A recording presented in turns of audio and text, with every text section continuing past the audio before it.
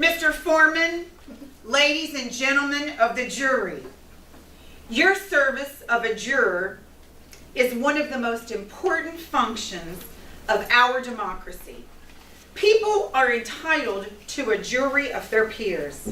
This means that all adult citizens are called on to give their time to serve as jurors. You must have an open mind and be willing to set aside your personal feelings and biases to act with complete impartiality. On behalf of the people of the great state of South Carolina and of Horry County, I thank you for your sacrifice. Our system of justice simply could not work without you. Mr. Croland, is the state prepared to make an opening statement at this time? Yes, Your Honor. Please step forward. May it please the court. Ladies and gentlemen of the jury, the state will prove that there's a child molester in this courtroom today, and his name is John Smith. Ladies and gentlemen, this case is about a loss of innocence. How two sweet little girls' lives were shattered due to the heinous sexual acts of this defendant. Before the girls were assaulted, their lives were about playing house, playing with their dolls, and dance. It was about playing dress up and having tea parties. Everything was magical, and their parents wanted to cherish and preserve this innocence for as long as they could. Unfortunately, due to the acts of this man, they didn't get that chance. The victims sitting here on the front row are 8-year-old Kylie and 10-year-old Christine. Their parents, Chris and Lisa Jones, who've been married for 15 years, are sitting there with them as well. The defendant is a 40-year-old unemployed man living on government benefits, living at home with his mother. He sleeps all day, and he spends our tax dollars drinking all night at Rick's bar. Ladies and gentlemen, my name is Jamie Croland. I represent the state of South Carolina, and my job is to seek justice for Kylie and Christine. I want to apologize to you up front because some of the evidence that you'll hear today is very graphic. But it's really important that you pay close attention, not only to seek justice for Kylie and Christine, but to protect all the children in our county. The defendant is charged with criminal sexual conduct on a minor in the first degree. The evidence you will hear today will show that on February 23rd, 2012, the victim's father was at work. The mom was in the kitchen preparing dinner. The girls were in the front yard playing. The defendant comes up to the front yard where the girls were, and they recognized him because he lives on their street, although they never met him personally.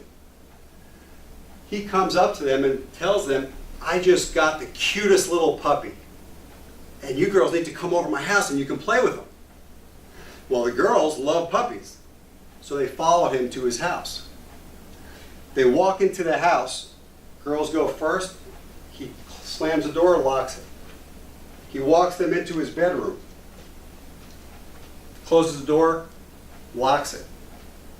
It only took the girls a few seconds to realize there was no puppy there. So they try to leave. Defendant blocks the door. Wouldn't let him leave. That's when the assault occurred. The girls are scared to death, screaming for their mother. I'm sorry I get a little emotional because I have a 10-year-old girl and it breaks my heart. They scream for their mother. He unlocks the door and he said, "I'll let you go, but if you tell anybody what happened, I'm going to do it to you again, and it'll be the last time you see your parents." The girls run home. They get home. Their mom said, "Why are you so upset?" They wouldn't say. Girls go upstairs and they make a pact never to tell anybody what happened. Well, over the next week, the girls become more emotional and distant to family and friends. When they're in school, Kylie just breaks down crying uncontrollably and she's sent to the nurse. She tells the nurse everything that happened. The parents come to the school, they take the girls to the hospital, and the defendant's arrested. You will hear expert medical testimony that even a week later, there was bruises and trauma to the victims' bodies. You will hear from police detectives how the girls gave detailed descriptions of the defendant's house and his bedroom, and they've never been there before. Now, you are the arbiters of the credibility of the witnesses. The defendant will call his mother to say that she was home all day and all night with the defendant, and the girls have never been in her house. Well, you will also hear evidence that she was in Target that night, which is a half hour from her house, and we have a credit card receipt that shows she made a purchase at 5:20 p.m. This all happened about approximately 5 to 5:15 p.m. You'll also hear testimony that we have phone records that the defendant called his mother on her cell phone from the home phone at 5:45 p.m. Ladies and gentlemen, no 8 or 10-year-old girl should ever have to live a nightmare like this. They should be home playing with their dolls, hugging their parents. Kylie now gets such anxiety every time her father leaves her. Christine's getting night terrors, and she's afraid of any man that's not her father.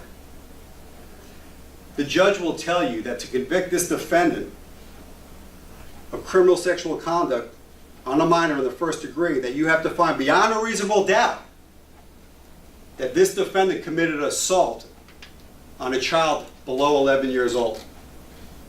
And to find first degree, you have to find an aggravating circumstance like forcible confinement or kidnapping.